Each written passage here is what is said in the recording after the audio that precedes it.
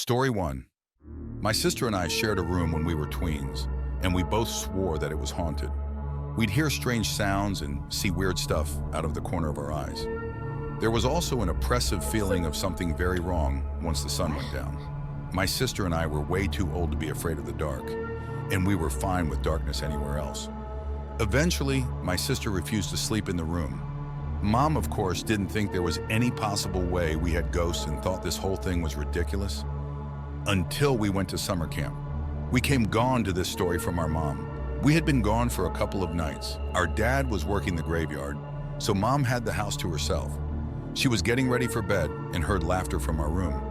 She heard it a few times before it struck her that we weren't there. Mom checked the room and the lights were on. Mom tried to convince herself that she was imagining things and turned the lights off. She heard the laughter again and she went to check again. The lights were on again. Mom instinctively just said, "You kids go to bed," and she didn't hear them anymore. After that, Mom believed us, but we were still kind of stuck with the room. It was an old house that we had while we were saving up for a better place. My sister adopted a cat, which helped for some reason, but it was months before the cat would go into our room without flipping out, like literal ears pinned back, growling, hissing, and bolting out of the room like a bullet. We eventually were able to move to a nice home, and even Mom was too happy to leave. Story 2. My family has a cabin next to a lake in Vermont that we spend time at in the summer. One night, while sleeping in the upstairs bedroom, I hear what sounds like someone getting up to go to the bathroom. It was coming from right across the hallway outside my door, so I assumed it was my mom. Usual occurrence. Oddly enough, no lights went on and no bathroom noises. The sound of footsteps just stopped.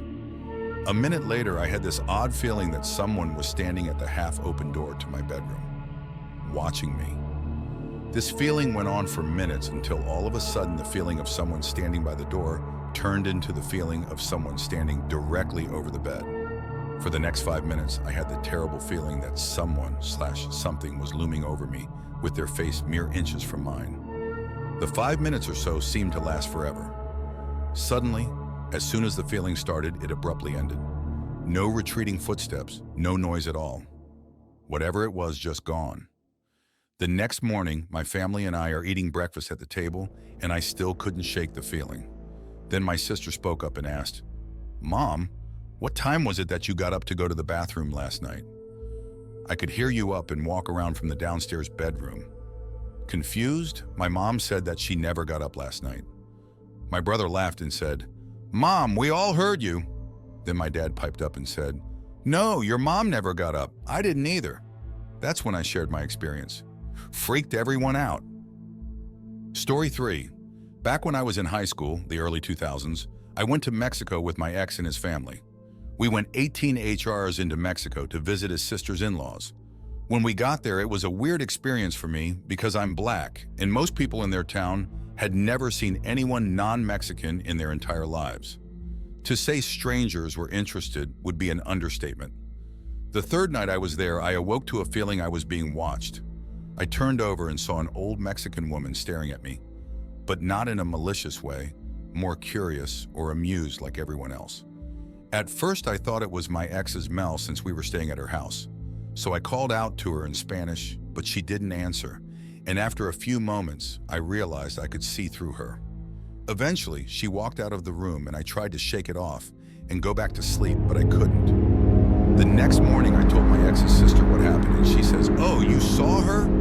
I'm like, "Pardon the fuck?" And she goes on to tell me that while she's never seen La Vieja, her husband has a couple of times. And the last time he saw her, she almost led him to his death. She tells me that one night a few years ago, they were once again visiting his mother and staying in her house. In the middle of the night, her husband wakes up to the feeling he's being watched. He sees a woman that looks a lot like his mother standing in the doorway. He calls out to her, asking why she's awake at this hour, but she doesn't answer. Instead, she walks out of the room and eventually goes outside. Half asleep and in a trance, he follows, calling out to her again and again with no answer. Sin. His mother's house is located in the valley between two mountains and is so isolated she still draws her water from a well in her front yard. So my ex's Belle is following this woman thinking it's his mother and eventually follows her outside. He runs after her and sees her jump directly into the well. Panicked, he begins to jump in thinking he is saving his mother from drowning. But the moment before he jumps into the well, he fully awakes and realizes there's no splash, and the water at the bottom was completely still. If he would have jumped in, he would have drowned. They have no neighbors, and everyone else in the house was asleep. No one would have heard him scream for help. Needless to say, I packed my shit and went home early. Fuck that. Story 4. I used to work at one of those Halloween pop-up stores, the kind that just rent out unoccupied buildings. You know? They had me on as a manager at this one building that used to be a CVS, and this dude's store reminds me a lot of that place. The first few times I worked there, I had opening shifts and nothing crazy happened, except that the automatic door seemed to have a life of its own. I and my coworkers joked and said that the place was haunted by some kind of spirit, like a kid or something, and we named him Tommy. When the doors opened, we would say, "Tommy just left," and when they'd open again, "Tommy's back." I thought this was just some fun and that the sensors on the doors must have been faulty or something. At this point, I was 1000% a skeptic and didn't believe in any of that junk. The first night I closed there, I changed my mind quickly. So as it starts getting dark, we keep seeing random stuff just fall off of the shelves. This isn't abnormal in retail, but it hadn't happened during the day, and now stuff was falling in the store about once every 2 minutes. I still don't think much of it. There could be a ton of explanations. So I closed the store, and it's just me and my cashier sitting in the office counting down the cash drawers. Whenever we hear something fall, we joke that it's a ghost, and I send her to go pick it back up. This happens frequently enough that I stopped sending her because there was no point. When I am down to the last cash drawer, we hear a door open and close. All the doors there were the thick steel doors with a push bar, so it was not the wind or air pressure redistributing in an old building. I grabbed a pair of scissors and had my cashier walk the store with me to make sure no one was there. We had a loading dock in the back where we stored overstock and what used to be offices/clinic rooms near the front. It would be very hard for a squatter to hide, so we were certain nobody was there when we were done with the check. At this point, I am a little freaked out, so to make light of the situation, I started yelling at Tommy whenever he dropped something from the shelf, and I was counting the drawer as fast as I could to try and get out of there. For context, the office we used was set up by the Halloween store. It wasn't an actual room, just a square made of standing pegboards next to the register, so the walls didn't go all the way to the ceiling, and if you moved your head around, you could pretty easily see the other side of the wall through all the peg holes. Anyway, I'm counting down the drawer and about to start on the paperwork when I hear what sounded like someone dragging a folding ladder with rubber feet across the floor, just on the other side of the peg wall. This specific sound is one I'm very familiar with, and I recognize it instantly. Of course, nobody was there, and the ladder I heard was in the back room exactly where I left it. I finished everything and got out of there ASAP. It doesn't end there, though. Every night that I closed, something happened. We had these zombie baby dolls that made noise when you'd squeeze their feet, except for the fact that all of them, except one that we sold early on, were broken. Guess what toys suddenly were talking on their own whenever I'd close? Those dolls were creepy as shit. We had a chain hung up in front of the dressing room so that people could only go in to try stuff on if an employee was aware, and it was constantly opening itself when nobody was there. Something was taking one end of the chain off its hook and neatly placing it on the other hook. This happened when it was just me and one cashier in the store, and the shelves were arranged in a way that you could see every part of the store with ease. They never would have been able to sneak to the back of the store to mess with me. Stuff like this happened every night that I closed, but the cashiers told me that it only ever happened when I was there, and the other two managers said that nothing like that happened around them. Eventually, I kind of just took it in stride. Tommy never hurt me or anything, so it kind of stopped bothering me. One older Hispanic lady that worked there, a super sweet woman, heard us talking about Tommy and told us that the reason they shut down the CVS was that a kid had died in there. Sure enough, I looked it up and it was true. I was only able to find out a little since they didn't mention the kid's name in the article I'd found on a local newspaper's website. All the article said was that the CVS was closed following the death of a 9-year-old boy. A bunch of people was fired and the store closed down not long after. At this point, I wasn't a skeptic anymore. On the last day we were open, I was sorting pegs into different crates in the back, while two of my cashiers were assembling boxes in the front. A manager always had to keep a walkie-talkie on them, and the other stayed at the front in case the cashiers needed anything. So I'm just in the back minding my own business when I hear my full name on the radio. I pick it up and ask back, "Yeah, what do you need?" And I didn't get a response back, so I just walked up to the front. The cashiers didn't need anything, and they didn't even have the radio on them. They had put it in the office because it had died a half hour beforehand. I checked it, and the radio had been on the charger, but was still dead. I go back to sorting pegs, and it isn't long before I hear my full name called on the radio again. At that point, I put the radio back in the office since my cashiers didn't have working anyway. The cashiers joked that Tommy was going to follow me home once the store was closed, but I don't think he did. If he did, then he is behaving himself. Story 5. When I was around 13, I started getting a bad feeling around our house. There were certain areas I refused to go into, and I was terrified to close my eyes at night. I was always a nervous child, but this went far beyond that. There are a few incidents of note, and I'm going to share them in the order I remember them. I was having a Skype call in my room with a friend, and at some point I left the room with the video chat still on facing a somewhat shiny section of my bed frame. When I came back, my friend looked shaken. I asked him what had happened, and he explained that he'd seen a face pass by in the reflection while I was gone. We checked to see if there was any way to move the camera to where it showed his face, and we couldn't find one. While looking for a game I'd lost, I went up into the bonus room of our house. For reference, this was a room above the garage disconnected from the rest of the house except through the narrow laundry room. I hated going up there. In most cases, I refused because it gave me the most horrible feeling. Some of my friends said even just going into the laundry room made them uncomfortable. After searching for a few minutes, I lost my nerve and went to head back down the stairs and get out of there. As I was heading down the stairs, I froze, an icy feeling in my gut, and started to turn around. Before I could, I felt the distinct impression of hands on my back shoving me. I just barely caught the handrail before I went tumbling and ran out of there like a bat out of hell. After the previous incident, I decided to put a line of salt down in the laundry room. I figured it couldn't hurt, and it'd be a good test to see if anything was happening or if I was just spooking myself. I put the salt down, and the very next day, the feeling of dread had already dulled throughout the house. I could relax at least somewhat, and the stuff that had been happening stopped. Until I came home one day, and the feeling was back worse than it had ever been. My parents had hired a cleaner who had swept up the laundry room. I was terrified of what might happen next, but couldn't bring myself to get that close to the source again.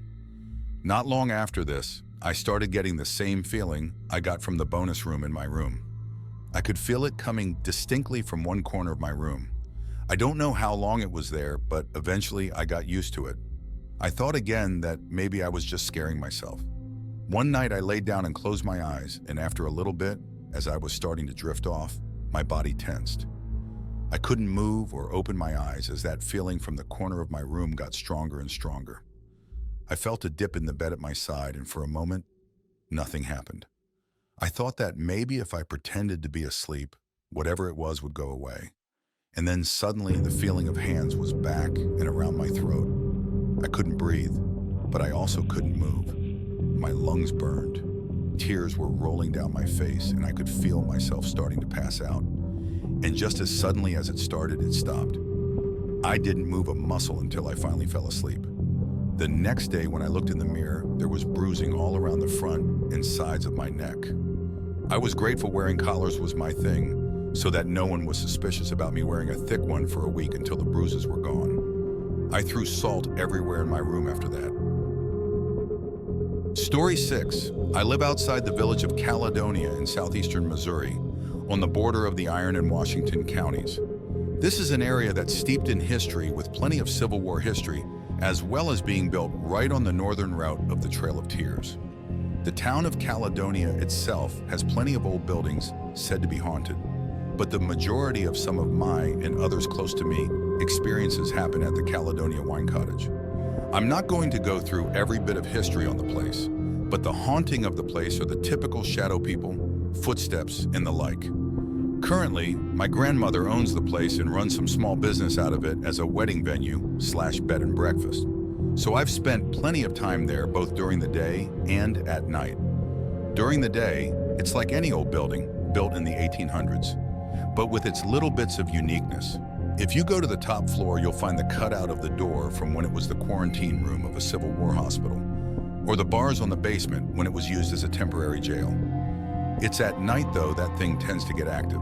You'll hear footsteps on the stairs, find stuff moved around, and all that jazz. Now, my personal experience was back 2 years ago. Usually we'll host events like music and such. This time we were doing a St. Patrick's Day Civil War murder mystery. I volunteered to help as an actor for the event and to wash dishes. Anyways, after the event, I was in the kitchen with the cook, a family friend, and had turned to ask her how her day had gone. It was when I had turned around to talk to her that plates went flying off the shelves across the room as if someone had thrown them. I won't lie and say it didn't startle me, because quite frankly it did. I've had other paranormal experiences, but this is one that wasn't easy to explain. Story 8. The ongoing joke in my family is that we come from a long line of witches. So anyway, my great uncle has these dreams he was going to die before his junior year of high school, and it would be a family member that killed him. So the summer before his junior year, he and his brothers are out for a summer drive. In a convertible, in the 50s with no seatbelts in the back of the car, the older brother took a turn too hard, too fast, and rolled the car. They all lived except the youngest brother. Then when they were going through his notebooks after his funeral, they found drawings of the church, which was several towns over, and he had never been there, so thus saw it. He not only knew he would die, but a family member would kill him and even draw the right church. So my grandma, who was devastated by the loss of her baby brother, got into the occult, trying to talk to the dead, and then weird shit started to happen around her house. One day while sitting on the sofa, she got cold and started shaking, and she swears Jesus showed up and took her to hell to show her the path she was walking down. And when she snapped out of it, she became super religious. Now fast forward years from the 50s to the 90s, I'm sleeping in their house and I hear growling, and I wake up and see 2 dogs with red eyes staring at me, just big, black, red-eyed dogs. My dog was on top of me, growling back, just this little Sheltie, staring down these demon dogs. At first I was like, I'm dreaming, this is a dream. And then one bit me and I started screaming, and my dog jumped off at them. My mom came running in and was like, "Who bit you? Why is your hand bleeding?" And I was like, "Where's Lady?" She chased them away. She was found in the basement, growling at something under the steps. Every time I stayed the night, it would happen. Even after my grandpa passed away and there were no dogs in the house, I would see them. I think even my kids saw them, because she started just screaming at the top of her lungs, and not a normal baby cry, but like a dying animal. I called my husband in a panic in the middle of the night and was like, "The demon dogs are still here. I can't sleep here, I'm getting a hotel." I talked to my grandma about it, and she confirmed after she'd dabble in the occult, she also started seeing things and was attacked in her sleep. She fully believed she cursed the house. I walked into my friend's house the first time and just arm hair stood up. I got a sick feeling in my stomach and asked if something was up with his basement, and he looked at me shocked. "Yeah, there's a nursing home next door. I think the portal to the afterlife is in my basement. Whenever someone dies, my cats go down there and form a circle, and shortly after medics arrive at the nursing home." "How did you know?" "I used to be attacked by shadow dogs in my grandpa's and grandma's house as a kid. I had the same uneasy feeling when I walked in your door. His wife had also been attacked in her sleep at his house shortly after they moved in. She was screaming, and he tried to shake her awake. He said it felt like something was pinning her to the bed. She was 110 pounds, and he is this army vet in good shape, and he couldn't pick her off the bed. At that point, all the animals started to attack the bedroom door. He could hear their dog ripping apart the wood and his cats screaming. He said she lifted off the bed and then slammed down and woke up. She had handprint marks on her arms in the morning, and no one is sure if it was him trying to shake her awake or the thing that attacked her in her sleep." Story 9. When I was about 6 or 7 years old, I awoke from sleeping at random. It wasn't for a bathroom break or anything of real purpose. It was just this random urge to walk outside of my room. Being pretty disoriented at this point due to how abruptly I woke up, I shuffled out of my room into the hallway. And what I saw at the other end of the hallway is still vividly imprinted in my brain. Down at the end of the hall, there was a white, mist-like figure in the vague shape of a woman in a tattered dress floating towards me slowly. Her eyes were devoid of any color, and the expression on her face was very puzzling, like she wasn't aware that I was looking right at her or something. I was completely locked in place because of the level of shock I was in. Observing this, I had never witnessed anything like this in my life, and I didn't know how to digest it. I wanted to scream, but I couldn't. I wanted to run back into my room, but I couldn't. I just stood there and gazed for what felt like 10 minutes, but was probably closer to about 30 seconds or so. I mustered up the strength to take a step forward to get a closer look as the figure turned its head off to the side to look, seemingly, at something else while it continued slowly coasting down the hall. And as my foot hit the carpet, the figure abruptly stopped floating and stood straight up and shifted its focus onto me, which sent a rush of pure terror down my spine. I immediately darted the 10 steps or so back into my room and under the covers, hoping to God that the "it can't get you under here" concept was true. Luckily for me, nothing happened after that, and I was eventually able to get back to sleep after my heart rate returned to normal. But that experience always resonated with me. I never saw that figure ever again in that house. We never had any other paranormal experiences of any kind that I am aware of there either. But I remember telling my friends about it, and a few of them mentioned that they had weird things that happened to them too, and it inspired me to want to learn more about ghosts and paranormal things to help make sense of what I experienced all those years ago. Thanks for watching. Don't leave before leaving a like to this video. Also hit the subscribe button to support my work. And as always, have a horrific nightmare, my dear.